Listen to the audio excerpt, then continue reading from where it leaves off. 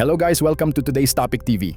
Isang nakakagulat na insidente ang naitala sa CCTV ng isang jewelry store kung saan isang babaeng maayos ang pananamit ang nahuling nagnanakaw ng mamahaling kwintas. Sa unang tingin, wala kang iisipin na masama sa naturang babae. Makikita sa video na siya ay elegante, maayos ang bihis, may suot pang mga alahas at isang mamahaling relo. Kung titingnan mo, mukha siyang isang lehitimong customer na kayang bumili ng kahit anong alahas sa tindahan. Ngunit sa likod ng kanyang kaaya-ayang itsura, may tinatagong panlilinlang. Sa mismong kuha ng CCTV, makikita ang babae na pumipili-pili ng mga kwintas habang kinakausap ang tindera. Isa-isa niyang sinusukat ang mga ito sa harap ng salamin, tila ba nag-iisip kung alin ang kanyang bibilhin. Habang abala ang tindera sa pakikipag-usap at pag-aasikaso, biglang lumingon ng patalikod ito saglit para iayos ang ibang paninda. Doon na kumilos ang babae. Dumampot siya ng 2 pirasong kwintas.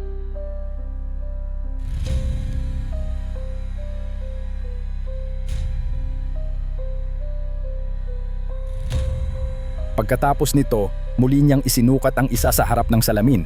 Lihim niyang isiniksik ang isang kwintas sa loob ng kanyang damit. Pagbalik ng atensyon ng sales lady, ibinalik ng babae ang isang piraso ng kwintas na para bang iyon lang ang kanyang hinawakan mula sa simula. Pero di alam ng tindera na 2 pala ang kinuha nito para isukat. Isang malinis at planadong panlilinlang.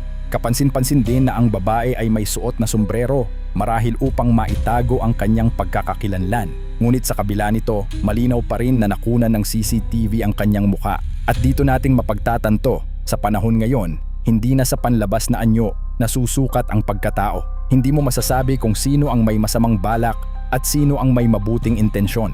Minsan, kung sino pa ang simple at kapos sa buhay, sila pa ang may malinis na kalooban at handang tumulong sa kapwa. At kung sino pa ang mukhang may kaya at maayos, sila pa ang gumagawa ng hindi patas na paraan.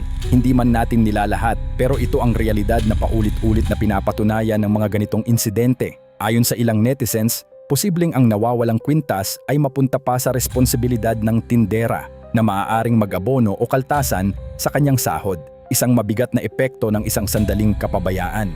Kaya naman paalala sa lahat ng may negosyo, lalo na sa mga nagbebenta ng mamahaling kagamitan gaya ng alahas. Huwag basta magtiwala sa anyo lamang. Kailangan ay laging alerto, mapagmatyag at tutok sa bawat galaw ng customer. Kung ikukumpara sa basketball, dapat mata sa bola ka palagi. Dahil sa isang iglap ng pagkalingat, maaaring mawala ang isang mahalagang paninda. At sa panahon ngayon, hindi na biro ang halaga ng mga alahas. Sa huli, ang simpleng pangyayaring ito ay nagsisilbing babala, hindi lamang sa mga negosyante kundi sa lahat.